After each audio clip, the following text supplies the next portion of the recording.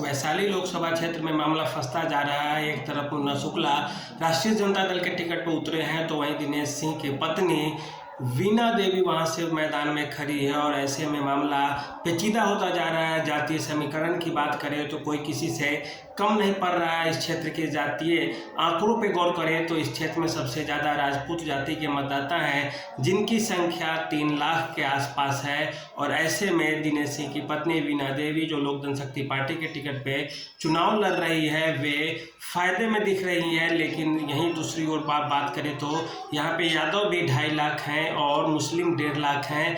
ऐसी स्थिति में यदि दोनों यादव और मुस्लिम समीकरण को एक साथ करके जोड़ दें तो आप देखेंगे कि 2.5 लाख और 1.5 लाख 4 लाख मतदाता केवल यादव और मुस्लिम वैशाली लोकसभा क्षेत्र में है। और ये जो वीणा देवी हैं, राजपूत मतदाता हैं 3 लाख, उनसे सीधे सीधे 1 लाख ज़्यादा वोटर हो जाते हैं। इसके अलावा मुन्ना शुक्ला भूमिहार जाति से आते हैं और उनकी संख्या भी यहाँ पे 1 से 1.5 लाख है। ऐसी स्थिति में मुन्ना शुक्ला के लिए केवल 3 जाति जोड़ दें आप, यादव, मुस्लिम और भूमिहार, तो ये हो जाते हैं कुल मिलाकर 5 लाख वोट।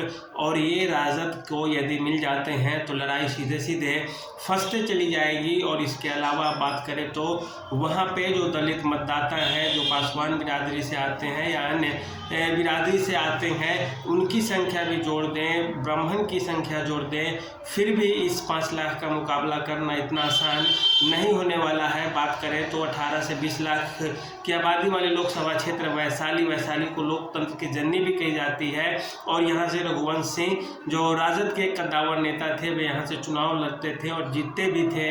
लगभग हर बार मोदी लहर में उन्हें जो अपने ही लोगों ने धोखा दे दिया, क्योंकि वहाँ से फिर से राजपूत बिरादरी के 2 उम्मीदवार उतर गए थे मैदान में। और ऐसे में जीत गई कौन, तो एनडीए अलायंस जीत गई वहाँ से, रघुवंश बाबू हार गए थे।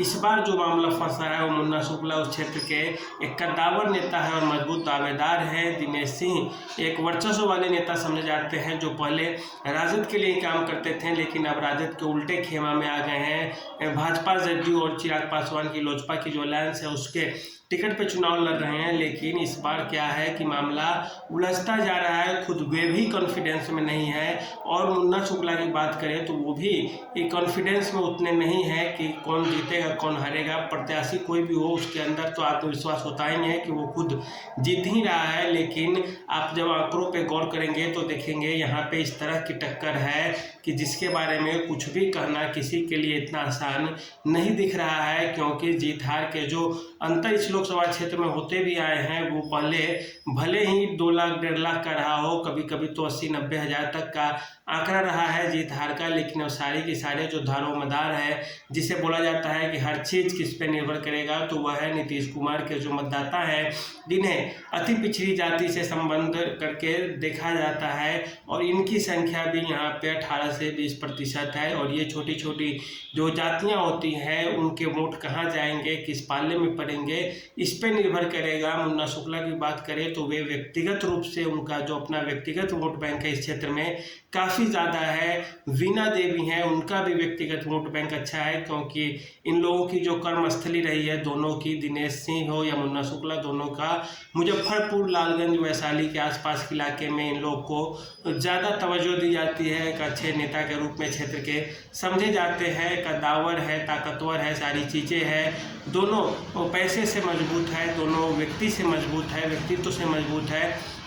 और ऐसे में आप देखें तो मामला सीधे सीधे दोनों में फंसता जा रहा है। एक तरफ राजद खेमा भी अपनी पूरी तैयारी के साथ चुनाव के मैदान में उतर रही है, तो वहीं दूसरी ओर एनडीए अलायंस नीतीश कुमार, भाजपा और चिराग पासवान के नेतृत्व में भी उतर रहे हैं। एक तो सबसे बड़ा मामला यह भी फंसेगा, कुशवाहा वोटरों की संख्या भी यहाँ पे 1.5 लाख के आसपास है, और कुशवाहा वोटर किधर पलटी मारेंगे इस पर भी निर्भर करेगा। कुशवाहा वोटर अगर एक मुश्त किसी तरफ भी पलट गए तो यह सीधे सीधे चुनाव के नतीजों को बदलता हुआ दिखेगा और बदलने वाला होगा। क्योंकि स्थिति यही है, बहुत ज़्यादा जटिल होती जा रही है स्थिति वैशाली लोकसभा क्षेत्र के। किसी के लिए भी एक तरफा करना जीत या हार मुश्किल होगा। आज के लिए इतना ही, धन्यवाद।